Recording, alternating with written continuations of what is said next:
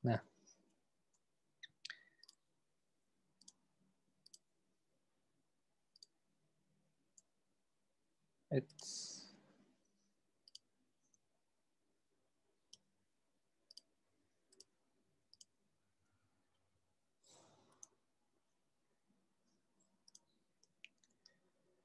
ini untuk RPS-nya ya. Jadi nanti kita ada 14 pertemuan ya. Jadi kalau semester kemarin kan cuma 12, nah sekarang 14. Kemudian untuk list materinya itu ada di sini ya. Ada 14 ini. Nah, untuk materinya sendiri ada sedikit perubahan dibandingin dengan sebelumnya ya. Jadi kalau sebelumnya terakhir saya ngajar itu waktu masih tatap muka langsung itu kan waktunya cukup panjang ya. 3 SKS itu kan 2,5 jam ya. 2,5 jam. Kemudian di lab langsung jadi lebih banyak materinya. Nah, kalau sekarang saya kurangin karena kita kan cuman 1 SKS 25 menit ya. Jadi kalau 3 SKS berarti cuma 75 gitu. Jadi memang nggak bisa banyak-banyak, tapi yang saya tetap masukin itu yang core-nya ya, intinya gitu. Jadi dengan 14 materi ini harusnya udah cukup untuk bikin sebuah aplikasi Android yang istilahnya memenuhi semua masalah ya atau kebutuhan gitu. Oke. Jadi untuk pertemuan pertama sama kedua itu kita belajar dulu tentang Kotlin ya. Jadi kan Kotlin itu kan bahasa yang baru ya. Di mata kuliah lain saya yakin nggak ada bahasa Kotlin ya. Karena memang Kotlin itu sangat spesifik ya. Jadi kalau kegunaannya sih mas sekarang cuma untuk Android aja ya. Sebenarnya untuk web juga bisa, cuman kayaknya masih jarang yang pakai ya. Kebanyakan masih pakai Node.js atau PHP atau Java ya. 3 itu, tapi kalau Kotlin jarang untuk web ya. Kalau Android memang sejak tahun 2017 apa ya atau 18 sekitar itu Google itu menentukan bahwa Kotlin ini jadi bahasa utama ya untuk mengembangkan aplikasi Android. Jadi sebenarnya selain Kotlin kan bisa pakai Java ya. Cuman Java itu saya sampai sekarang masih bisa sih, masih support gitu. Cuman nggak apa ya istilahnya ya, banyak kekurangannya gitu loh. Jadi kekurangannya tuh banyak diatasin di Kotlin. Intinya sih kelebihannya Kotlin itu ini modulnya ya. Nah, ini kelebihannya Kotlin yang pertama compact ya. Jadi kalau misalnya ada sebuah fungsi ya di Java itu butuh 30 baris misalnya. Di Kotlin nanti paling cuma 15 atau 10 baris ya. Intinya barisnya pasti lebih sedikit. Kemudian yang kedua itu di Kotlin itu lebih mudah dipelajari ya. Dia stylenya tuh mirip kayak Python ya. Di akhir baris itu nggak pakai titik koma ya modelnya. Kemudian ada juga banyak otomatisasi ya. Contohnya bikin variabel, kita nggak perlu nyebutin tipe datanya gitu ya. Dia otomatis langsung kasih gitu. Ya sama kayak Python juga kayak gitu. Kemudian yang ketiga adalah dia kompatibel dengan Java. Jadi sebenarnya Kotlin itu ketika kita coding dan dikompil itu nanti kompilernya masih pakai Java ya. Tetap pakai Java. Jadi hasil akhirnya binary-nya itu tetap binary-nya Java gitu loh. Cuman cara bikin source code-nya aja yang beda ya. Tapi kalau output-nya sama. Jadi makanya Kotlin itu kalau misalnya kalian nemu ada library Java dipakai di Kotlin itu bisa ya. Seperti itu. Jadi itu keunggulannya. Kemudian yang keempat, nah ini menghilangkan null reference ya. Ini yang apa namanya? Menurut saya cukup penting ya. Jadi di Java itu kekurangannya yang paling besar adalah sering terjadi ini null pointer exception namanya ya atau NPE. Gitu. Jadi waktu dikompil itu baik-baik aja ya, tapi ketika dijalankan tiba-tiba nanti bisa error di tengah jalan karena mungkin ada objek yang masih null gitu ya, tapi coba diakses nggak berhasil ya. Nah, terus kemudian muncul exception seperti itu. Nah, di Kotlin itu proses pengecekan NPE tadi itu dilakukannya di saat kita compile ya, bukan saat ngerun. Jadi kalau misalnya ada variabel yang masih null itu pas di compile udah gagal duluan ya. Jadi pasti aman. Tidak akan ada yang namanya null pointer exception. Gitu ceritanya.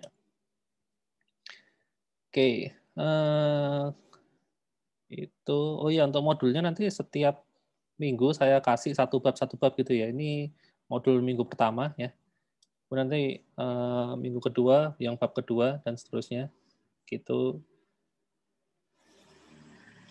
Kemudian, nah ini kan ya, untuk pertemuan pertama sama kedua kan kita masih belajar tentang bahasa Kotlin ya, kita belum nyentuh tentang Android. Jadi untuk tools-nya itu yang kita butuhkan hanya web browser aja ya. Web browser kita coba buka yang ini alamatnya ya, play.kotlinlang.org. Ini kok udah hanya hilang ya kayaknya. Kayaknya nanti coba saya benerin ya. Atau kalau bingung di Google ketikkan aja Kotlin Playground ya. Nah, ini Kotlin Playground. Ini untuk nyoba-nyoba ya coding bahasa Kotlin ya online gitu. Jadi kalian nggak harus install text editor atau IDE ya. Karena kan keperluannya nanti cuma buat belajar sintaks aja. Jadi pakai ini aja. Kalau mau pakai VS Code sebenarnya bisa ya. Nanti install VS Code terus ditambahin plugin Kotlin bisa-bisa aja. Cuman ngapain gitu. Nanti kan akhirnya kita cuma 2 pertemuan pakai ini doang ya. Pakai yang playground-nya Kotlin. Kemudian berikutnya kita akan pakainya Android Studio ya. Jadi kalau di Android Studio kita emang codingnya Kotlin itu ditujukan untuk bikin aplikasi Android ya. Nanti sisanya di sana semua. Makanya untuk pertemuan 1-2 pakainya browser aja ya. Nggak perlu install aneh-aneh gitu. Itu untuk tools-nya. Kemudian saya malah lupa ya. Untuk komponen penilaian ya. Ini komponen penilaiannya ya. Ada 4 komponen. Yang pertama project ya 40%, kemudian tes mingguan 30%, TTS sama TAS-nya 15% masing-masing ya. Total 100. Nah, untuk yang tes mingguan ini kuis ya. Kuis di Moodle ya.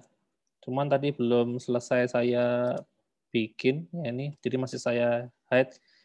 Nanti malam semoga sudah kelar ya. Jadi kuisnya itu per minggu ya. Jadi kita kan pertemuan hari Rabu. Jadi mulai hari Rabu bisa dikerjain, ditutupnya hari Minggu gitu. Kuisnya nanti diambil 10 yang paling bagus ya. Totalnya mungkin ya 14 kali ya. 14 kali kuis diambil 10. Masing-masing kuis bisa di attempt 3 kali ya. Diambil nilai yang paling gede gitu. Itu untuk kuisnya ya. Kuis itu tes mingguan ini ya.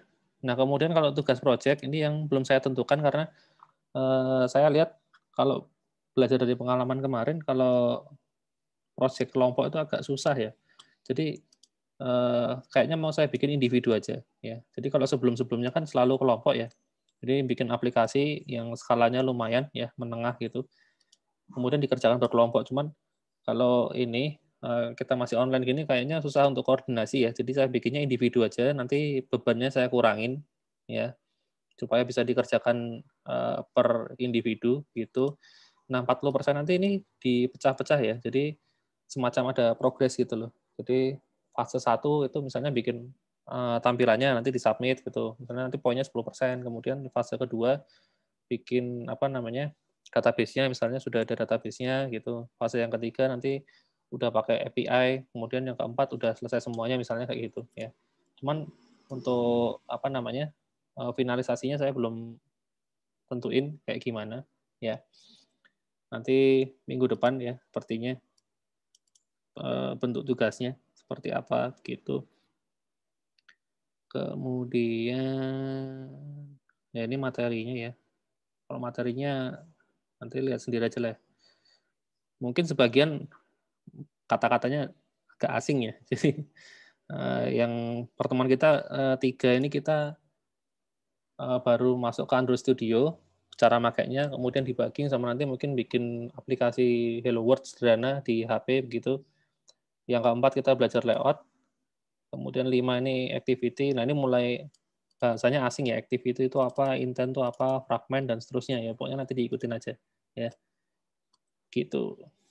Oke, sampai sini ada yang mau ditanyain dulu mungkin seputar materi, kontrak perkuliahan, tools-nya gitu. Nah, kalau tools-nya yang pasti kalian harus ada device Android ya buat testing.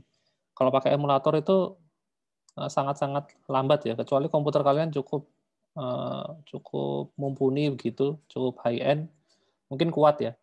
Tapi kalau sebagian besar kayaknya lambat ya. Jadi setahu saya komputer yang RAM-nya 8 GB itu masih kurang ya. Kalau 16 itu mungkin baru ya. Kemudian harus SSD dan prosesornya yang harus mungkin i7 ya kalau Intel ya. Gitu.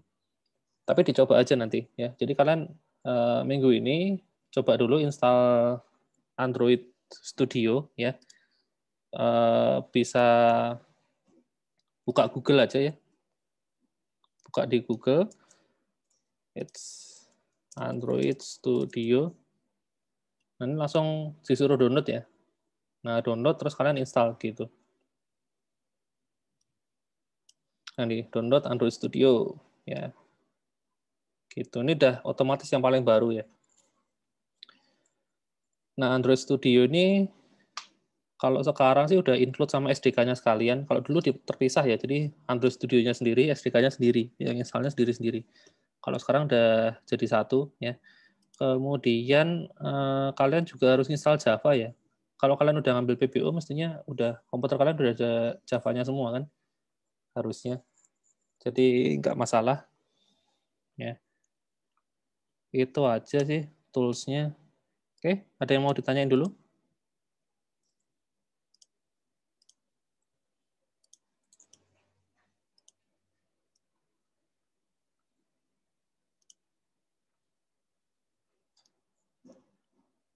Adakah yang mau ditanyakan?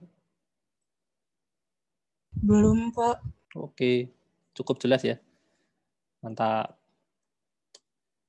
Oke, kalau nggak ada, berarti sekarang ini saya demokan tentang pengenalan Kotlin ya. Jadi untuk hari ini itu ada 3 bagian ya tentang Kotlin yang akan saya bahas.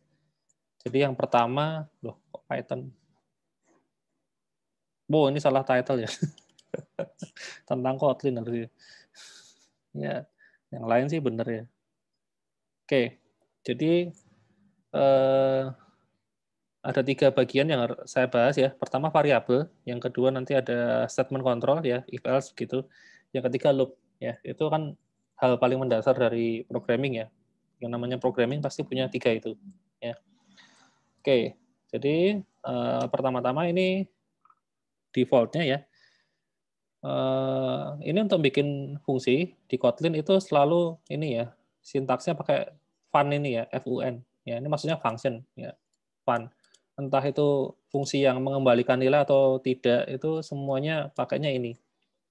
Gitu. Nah, terus kalau mau bikin fungsi yang mengembalikan nilai, caranya gimana? Nah, itu kita harus apa namanya? Harus definisikan ya. Tipe kembaliannya itu di samping kanannya di sini ya. Jadi kita bukan ganti kirinya, tapi kita harus definisikan di sini ya. Misalnya kembaliannya string ya. Ya saya tulis di sini string gitu. String. Nah, kayak gini. Kalau integer ya integer gitu. Jadi modelnya itu di Kotlin itu kalau ngasih tipe data itu modelnya pakai titik 2, kemudian tipe datanya apa gitu. Nah, demikian juga kalau kita bikin variabel ya. Kita bikin variabel itu kan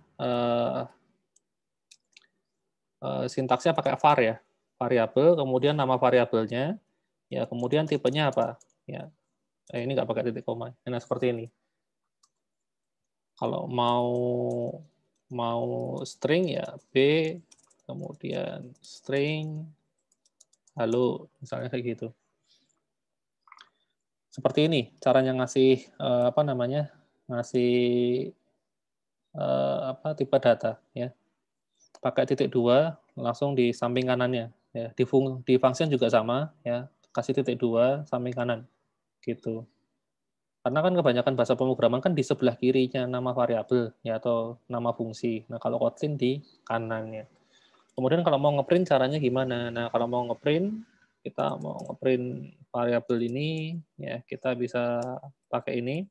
Ya, misalnya A sama dengan, nah ini kita langsung pakai ini ya. Kok saya save sih? Langsung pakai ini dolar ya, dolar A gitu. Terus koma B sama dengan dolar B. Jadi nggak perlu yang namanya concatenation ya. Jadi biasanya kan kalau di Java kan dikasih T plus plus gitu kan. A terus plus. Nah, kayak gini kan. Itu kalau di Java ya. Nah, kalau mau kayak gini juga bisa ya. Kayak gini juga bisa, cuman kan ini nanti kalau kalau terlalu banyak banyak yang variabel yang di print kan jadi bingung ya. Banyak plus terus variabel plus petiknya banyak banget ya. Bacanya susah. Jadi lebih enak kalau seperti ini ya. Dolar A. Kebiasaan. Oke, nah kalau sudah di sini kalian bisa run ya. Nanti keluar hasilnya. Nah, A sama dengan 10, B sama dengan halo ya. Seperti itu.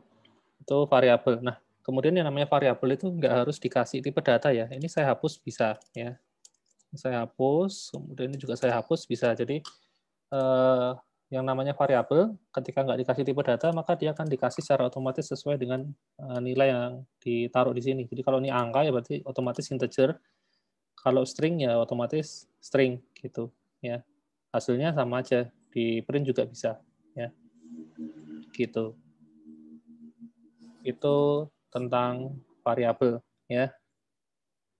Kemudian apa lagi berikutnya? Variabel. Oh iya, ketika kalian mendeklarasikan variabel ya, ini A sama dengan 10, ya kan? Kemudian A misalnya saya kasih integer ya. Integer. Kemudian B itu string misalnya ya. Nah, 10 ini saya taruh di sini itu nggak bisa ya. Jadi B itu kan tipenya string, saya masukin A itu nggak bisa. Kalau di Python kan bisa ya. Python kan karena nggak ada tipe data, ya kan? Nggak ada tipe data. Nah, kalau di sini, karena meskipun bisa nggak pakai tipe data, tapi sebenarnya mereka punya tipe data. Jadi seperti ini nggak bisa. Ya. Nah, kalau terjadi seperti ini harus di casting ya. Jadi integer di sini harus kita casting dulu ya. Misalnya toString, gitu itu baru bisa. Kalau misalnya nggak saya casting ya, kemudian saya run, apa yang terjadi? Nah, ini terjadi error ya. Dia tipenya integer tapi dimasukin ke string, makanya error ya. Jadi perlu di casting ya. Seperti ini. Nah, ini baru bisa. Caranya casting tuh kayak gini ya. ToString, toInt, toDouble, to yang lain. Seperti itu.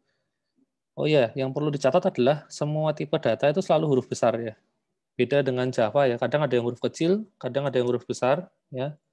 Kayak integer, float, double, itu yang primitif kan semua huruf kecil. Nah, kalau di Kotlin nggak ada istilah itu ya, primitif atau reference ya, pokoknya semuanya huruf gede gitu. Anggap aja semuanya reference ya. Seperti itu. Kemudian oh ya, di sini yang namanya apa variabel ya, itu harus selalu diisi nilai ya. Kita nggak bisa langsung bikin kayak gini ya. Kita cuma nyiapin variabel doang ya. Var A tipenya integer, var B tipenya string. Kemudian ini saya komen dulu ya. Kayak gini nggak bisa ya. Jadi kalau kayak gini, kalian bikin variabel tanpa diisi, yang terjadi itu error ya. Nah, masuk error di sini ya, never use gitu. Seperti itu. Atau kalau coba di print, mestinya kan kalau di Java bisa ya, kayak gini bisa. Di print hasilnya 0 gitu kan.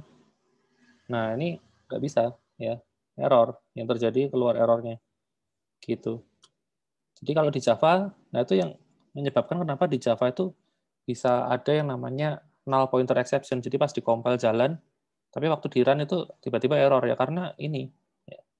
Jadi di Java itu kita bisa bikin variabel tanpa isi, kemudian pas di print juga bisa gitu loh. Nah kalau cuma di print aja nggak masalah, tapi kalau variabelnya itu nanti diolah, misalnya pakai proses matematika kan jadi kacau, ya gitu. Nah kalau di Kotlin nggak bisa ya. Jadi kalau di Kotlin ada variabel yang kosong itu error, ini error ya. Tanda pentung merah ini artinya error gitu. Jadi yang namanya variabel itu wajib diisi nilainya, ya nggak bisa enggak gitu. Kemudian ada lagi yang namanya selain variabel ada namanya val ya, value. Ya, value itu sebenarnya sama kayak variabel, cuman value ini nggak bisa diubah ya. Atau dengan kata lain dia itu konstanta ya. Jadi kalau variabel itu kita mau ubah nilainya di sini A sama dengan 30 itu bisa ya. Jadi A 30 gitu. Tapi kalau misalnya saya ubah C sama dengan 50 gitu, kemudian saya jalankan, nah ini error ya. Yang ini error. Gitu. Jadi kalau pakai value itu tidak bisa diubah ya, nilainya tidak bisa diubah. Gitu. Nah, cuman disarankan ya. Jadi di Kotlin itu menurut panduannya ya, menurut textbook itu disarankan kalian harus selalu menggunakan konstanta ya. Disarankan. Kecuali kalau kepepet ya. Kecuali kalau kepepet memang variabelnya isinya harus diubah-ubah ya, pakailah variabel biasa. Gitu. Tapi kalau enggak sebisa mungkin pakailah konstanta ya. Gitu. Kenapa? Karena yang pertama alasannya adalah yang namanya konstanta itu lebih hemat memori ya. Jadi kalau variabel itu kan nilainya itu kan bisa berubah ya. Artinya dia akan masih tetap makan memori ya. Karena takutnya nanti sewaktu-waktu nilainya bisa ganti, isinya berubah gitu. Jadi makanya dia tetap apa namanya nyangkut ya, istilahnya nyangkut di memori gitu. Tapi kalau value konstanta itu kan nilainya statis ya. Nilai C ini selamanya kan 20 ya kan. Karena dia statis jadi kayak semacam dia begitu dijalankan sekali ya udah gitu loh. Dia nggak perlu disimpan di memori karena nilainya selamanya segitu. Ya nggak akan berubah gitu loh. Pokoknya C itu 20. Kayak gitu. Makanya yang pertama keunggulannya adalah lebih hemat memori ya, lebih enteng. Terus yang kedua, kalau misalnya kalian mainan multithread itu akan lebih aman ya. Kalau pakai konstanta dibandingin pakai variabel ya, gitu.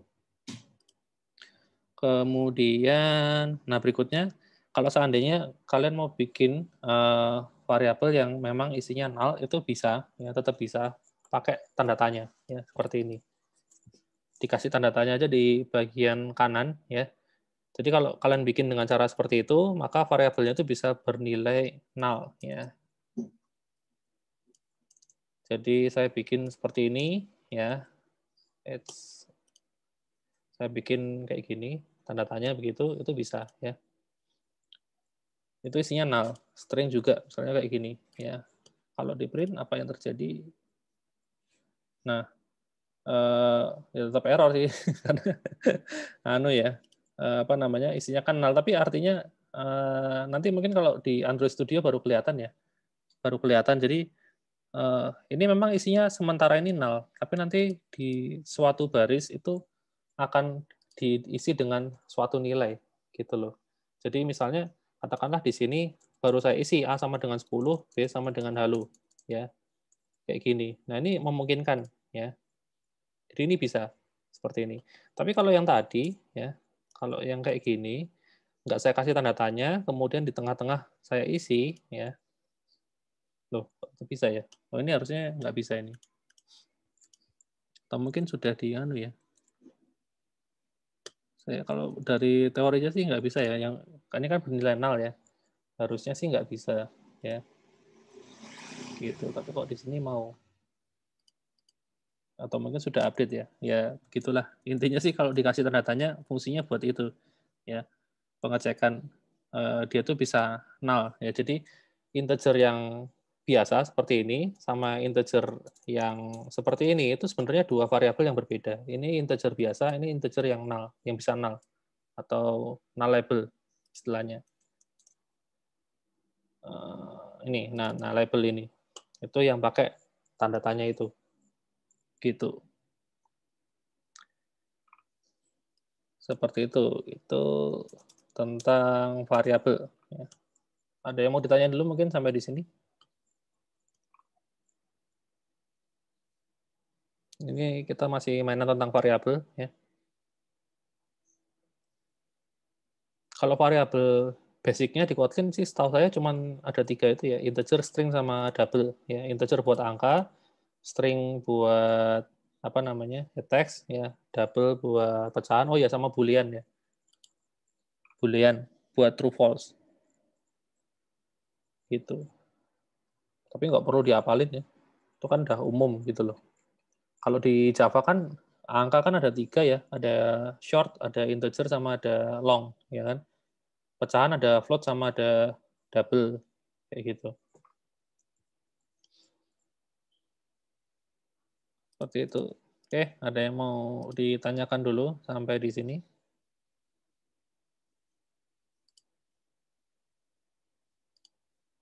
Aman ya?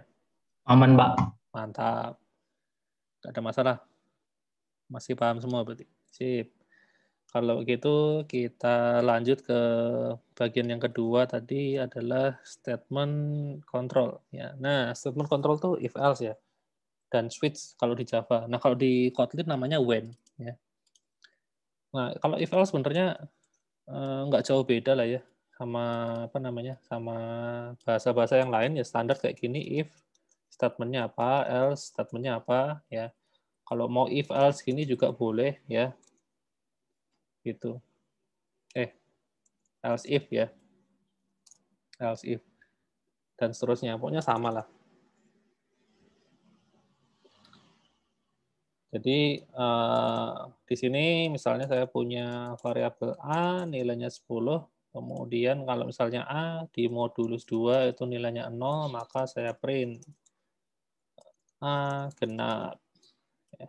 Jadi kalau enggak A ganjil. Ya. Kayak gini. Ya, A genap, ini saya ganti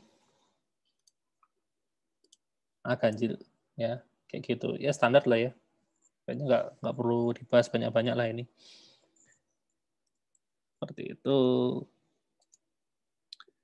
Kemudian, oh iya, paling yang ini ya.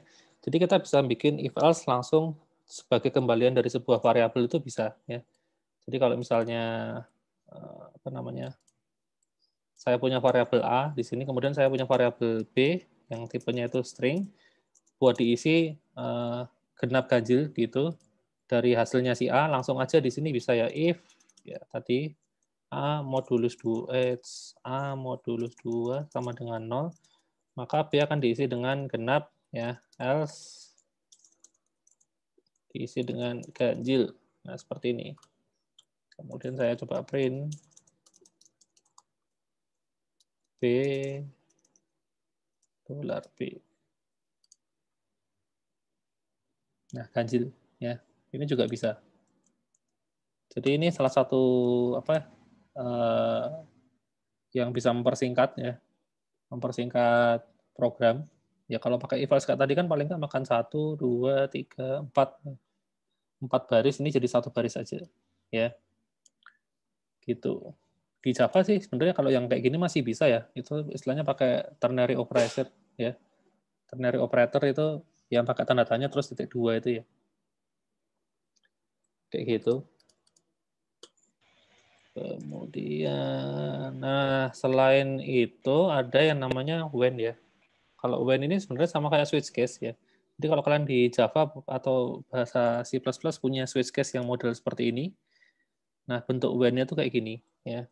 Jadi misalnya saya mau ngeprint itu ya, 1, 2 gitu ya misalnya.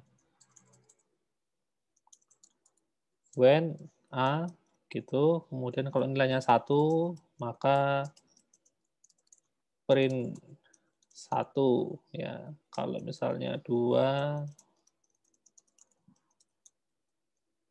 3 ya 3.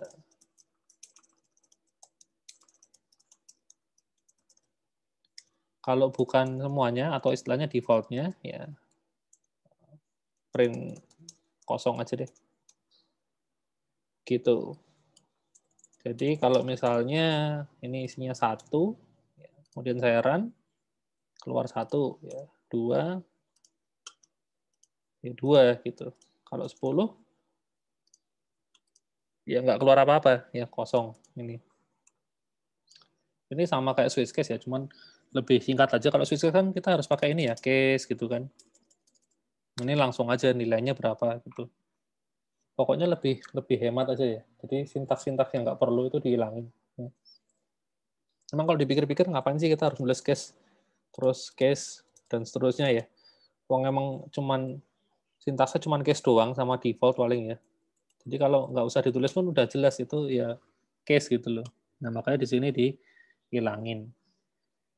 Gitu. Kemudian di sini otomatis itu ada break-nya ya. Jadi kalau di Java kan harus dikasih break ya.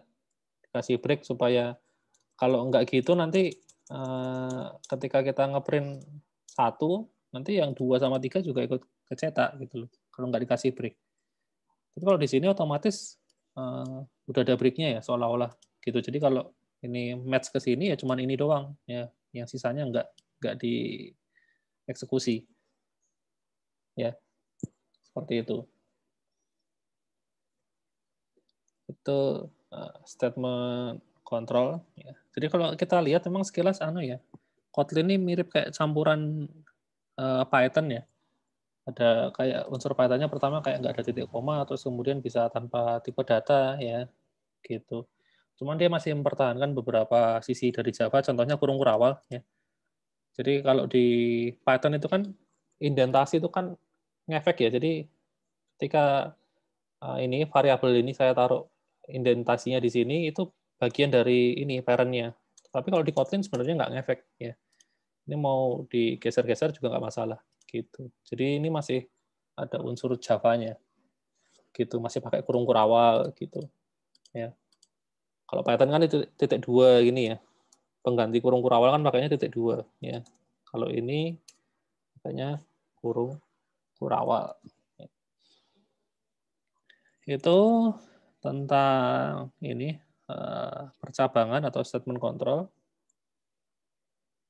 Kayaknya masih relatif gampang ya. Nah, kemudian yang ketiga, sampai sini ada mau ditanya dulu nggak? Siapa tahu ada yang mau nanya ya, barangkali. Pak, Ya, halo. gimana? Ini aku mau nanya. Hmm. Kalau mau variabelnya itu nol, itu harus tipe datanya harus ditaruh dulu ya, Pak? Tipe datanya. Iya, Nggak harus bisa ditaruh dulu. var A, nggak bisa var A tanda tanya gitu. Nggak bisa karena gini, sebenarnya Kotlin itu dia selalu punya tipe data. Jadi beda dengan Python yang dia variabelnya itu nggak ada tipe datanya. Ya. Tapi kalau Kotlin itu ada masalahnya. Nah, jadi ketika misalnya kamu bikin var A sama dengan 10, itu sebenarnya dia langsung dikasih integer gitu loh. Otomatis dikasih integer. Karena kita kasih angka 10. Nah, tapi kalau kita bikin variabel itu null, nggak kita kasih nilai, nah dia tetap wajib harus dikasih tipe datanya gitu loh. Kayak gitu. Jadi misalnya int tanda tanya, nah kayak gitu. Seperti itu. Jadi konsepnya adalah di Kotlin itu selalu ada tipe data sebetulnya. Cuman bisa dibikin secara otomatis. Ya. Berbeda dengan kayak Python atau PHP begitu, yang variabel itu dia nggak punya tipe data. Jadi kita bikin awalnya integer, terus kemudian diisi string kan bisa. Ya di tengah-tengah itu kan diganti bisa. Ya, tapi kalau di Kotlin nggak bisa seperti itu. Jadi kalau bikin null ya otomatis tipe data harus disebutkan. Karena kan isinya nanti mau diisi dengan apa gitu loh, dengan tipe data apa gitu. Oke, Pak. Thank you, Pak. Mantap. Ada lagi yang mau ditanyakan?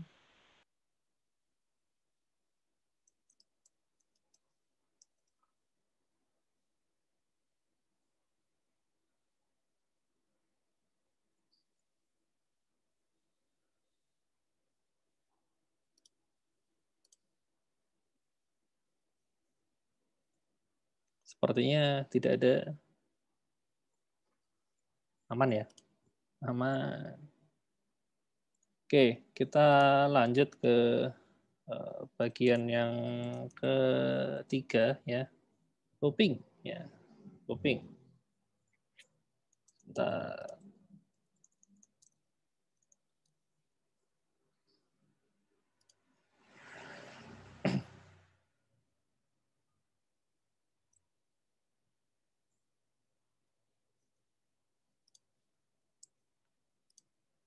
It's mana? Nah, ini share.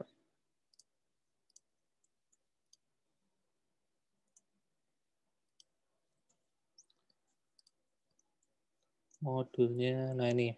Nah, looping itu di sini biasanya sih pakai for ya. Pakai for. Jadi modelnya kalau mau bikin for dari apa namanya rentang sekian sampai sekian itu pakai format yang ini ya, A in ya, kemudian berapa titik-titik berapa gitu ya. Kalau format yang paling dasar A in B gitu misalnya, cuman B-nya ini harus merupakan tipe data yang bisa di-iterable, misalnya array atau set, map, ya pokoknya collection lah gitu ya. List, vektor ya. Itu bisa pakai ini A in B gitu. Jadi kalau B merupakan variabel yang isinya collection kayak gini bisa ya. Jadi nanti A itu isinya adalah item ya, urut dari indeks pertama, kedua, ketiga dan seterusnya. Ya. Gitu. Kemudian kalau misalnya mau bikin yang modelnya range ya pakainya ini ya. Pakainya ini jadi for ya, A in 1 sampai 10, kemudian kita print. Biasanya nih I ya. Kita pakai standar aja. I. Kita print hasilnya ya 1 sampai 10. Ya. Nah, ini agak sedikit beda dengan di Python ya. Python itu kan juga agak mirip kayak gini ya. Cuman dia pakainya range gitu kan. Nah, kalau di Python 1 sampai 10 itu 10-nya kan nggak ikut dia. Ya, jadi kalau kayak gini formatnya dia cuma 1 sampai 9. Itu kalau di Python. Tapi kalau di Kotlin itu sesuai dengan yang disebutkan ya. Jadi istilahnya itu inklusif ya. Jadi batasnya yang di sini tuh ikut ya. Kalau eksklusif itu nggak ikut ya. Gitu. Itu looping di sini ya. Kalau mau dibalik urutannya juga bisa ya. Jadi besar ke kecil itu nanti dia otomatis ya. Dari 10 ke 1 ya. Nggak keluar.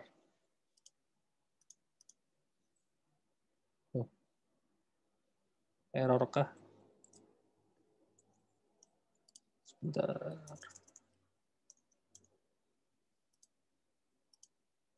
Ini keluar ya. Kalau dibalik kok nggak nongol ya.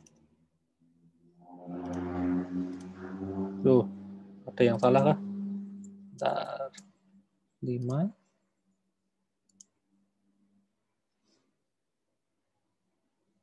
Apa yang salah ya?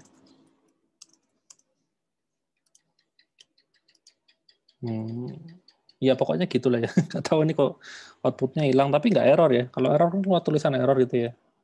Ini kok dibalik nggak bisa nongol ya. Tapi intinya gitu ya. Jadi kalau mau dari besar ke kecil atau kecil ke besar, ya tinggal sebutin aja rentangnya ya. Gitu. Kemudian, nah kalau mau increment-nya itu bukan 1, tambahin ini ya, keyword step ya. Jadi kalau misalnya step-nya 2, berarti nanti 1, 3, dan seterusnya ya. Kayak gini, 1, 3, 5, 7, 9 ya. Gitu. Tinggal tambahin di bagian step. Kalau saya balik coba, terus tambahin step-nya step -1. Enggak, bener step 1 ya.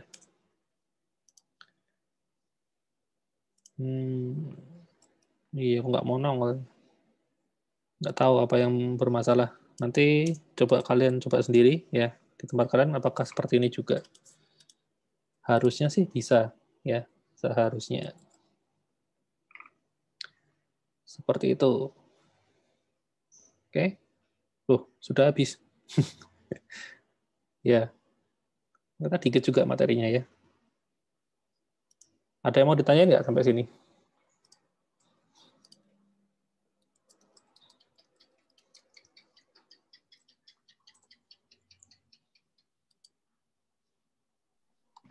Adakah?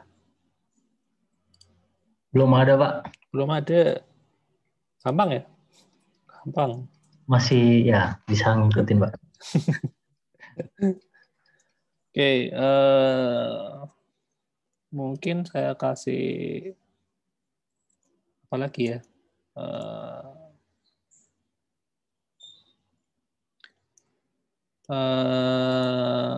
Ini mungkin untuk tipe data array ya misalnya ya. Nah, tipe data array kita coba iterasi pakai loop. Jadi kita bikin variabel array ya, namanya A begitu. Nah, di sini caranya bikin array itu pakai ini ya, sintaksnya array of ya, array of gitu. Itu kalau mau bikin array biasa. Kalau mau bikin array list itu bisa pakai array list of ya. Nanti dapatnya array list ya. Kalau array of ini cuma array biasa ya. Gitu. Di sini kan array ya, formatnya array, terus ada ini ya, ada kurung lancip ini untuk tipe datanya ya. Jadi kalau misalnya array of integer, ya seperti ini. Kita mau bikin array of string misalnya, kemudian kita isi nama orang, Agus, Bambang, Charles misalnya. Kemudian kita coba looping for i in a ya. Lalu kita print satu-satu ya nama-namanya. Nah, hasilnya seperti ini ya. Jadi ini untuk pembuatan array memang sedikit terlihat ribet ya, pakai sintaks ini ya, array of. Kan biasanya kan langsung aja ya. Kalau di Python kan atau Java bisa langsung ini ya. Ya kalau Java itu kalau array of object tetap harus kasih tipenya ya. Tapi kalau di kayak Python gitu kan bisa langsung ya. Kalau di sini harus pakai ini ya, array of. Seperti ini ya. Begitu. Itu tambahannya. Kemudian materinya minggu depan apa ya? Kelas, function. Oh, function masih besok ya. Ya. Jadi kalau di keunggulan Kotlin yang lain ya, itu ada yang namanya function extension ya. Function extension. Jadi kalau di Java itu kan misalnya ada ini ya, ada kelas string ya. Kita kan apa namanya? Punya tipe data string ya. String ini ya kan. Misalnya isinya halo ya. Kemudian kalau di Java itu kita nggak akan bisa memodifikasi kelas string ini ya. Itu kita nggak bisa. Karena kan isinya kan ya, itu kita cuma import, kita cuma pakai ya. Dan mungkin bentuknya itu private ya. Jadi kita nggak punya akses ke kelasnya langsung. Jadi kita cuma bisa pakai. Nah, kalau di Kotlin itu kalau misalnya kita ada kelas ya yang mau kita modif ya, meskipun itu kelas bawaannya itu sangat memungkinkan ya. Jadi ketika B ini tipenya itu string, kita mau panggil fungsi apa misalnya, fungsi yang baru kita bikin, fungsi cetak gitu, itu bisa ya. Tapi itu minggu depan ya. Karena pembahasannya cukup panjang ya, function itu nanti. Ya, collection juga nanti minggu depan baru saya bahas lebih banyak ya. Ini contoh yang sederhana aja, array ya, cuman buat nyontohin loopingnya ini aja ya. Gitu. Nah, nanti silahkan kalian coba ya. Kemudian kalian coba di Kotlin bikin ini ya. Bikin looping ya, pakai looping dan statement control ini ya. Buatlah deret bilangan Fibonacci ya. Pakai bahasa Kotlin ya. Gitu supaya if else sama apa namanya for-nya itu bisa terpakai ya. Nyobanya di sini aja ya. Tapi kalau kalian mau install kayak VS Code ya nggak apa-apa ya, boleh-boleh aja. Tapi kalau misalnya cuma untuk keperluan nyoba ya ini aja sih, saran saya sih begitu. Kemudian apa lagi ya? Nah, ini kalau mau lihat dokumentasinya bisa buka di sini ya, kotlinlang.org mana ya? Nah ini. Sebenarnya di sini sudah sangat lengkap ya. Kotlin itu sebenarnya fitur tambahannya itu sangat sangat banyak ya. Kayak tadi function ini ya, itu ada function extension ada di sini nggak ya? Function extension, nah extension function nah, kayak gini. Wah, ini mulai terlihat rumit. Jadi sebenarnya Kotlin itu fiturnya tuh banyak sekali ya. Tetapi nggak bisa saya ajarin semua karena kalau saya harus ngajarin semuanya itu jadi satu mata kuliah sendiri ya. Nanti namanya mata kuliahnya apa namanya pemrograman dengan bahasa Kotlin gitu. Karena memang banyak ya. Jadi kayak function tadi aja, kalau mau dibuka, ini kan isinya panjang ya, panjang gitu. Belum lagi ini ya kelas, kelas ini dibagi ada banyak sekali kelas ya. Kelas di sini bisa ini nested class ya, kelas beranak ya. Kelas ada kelas gitu ya. Di Java juga bisa sih sebenarnya yang paling baru ya. Bisa seperti ini cuman jarang dipakai ya. Kemudian apa lagi ya? Ya nanti kalau misalnya masih ada sisa waktu ya, nanti saya tambahin ya beberapa tambahan yang cukup berguna di Kotlin ya, supaya codingnya itu lebih ringkas ya, lebih kompak ini tadi ya. Tapi kalau untuk sementara yang saya ajarin cuma basic aja, yang penting kalian bisa memakai Kotlin seperti memakai bahasa pemrograman lain ya. Itu yang penting ya. Jadi bikin variabel, terus bikin statement control, looping, bikin function, class, ya itu aja kan palingan. Coding kan intinya cuma itu sebenarnya ya. Yang lain-lain itu kan cuma kayak tambahan aja ya. Gitu.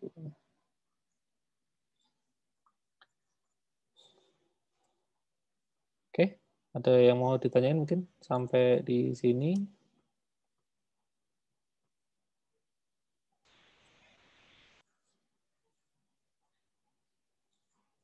Belum, Pak. Oke.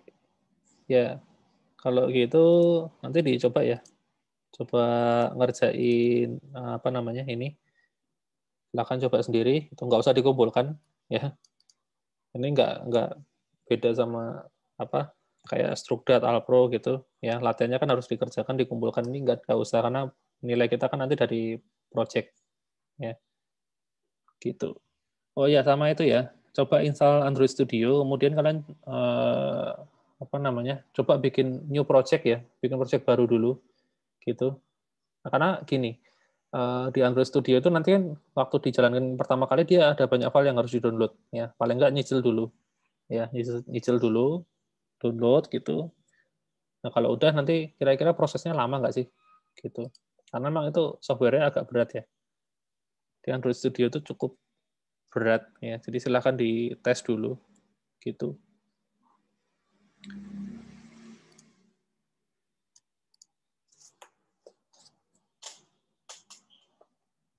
Oke. Ya mungkin kalau nggak ada yang ditanyakan untuk pertemuan pertama cukup sampai di sini dulu ya. Silahkan dicoba belajar bahasa Kotlin tadi ya, bikin variabel, if else, looping ya. Coba-coba dulu. Minggu depan kita masuk ke kelas ya. Kelas itu ada macam-macam di Kotlin, kemudian ada function sama ada collection ya. Gitu. Oke, kalau gitu sampai ketemu lagi minggu depan ya. Thank you semuanya.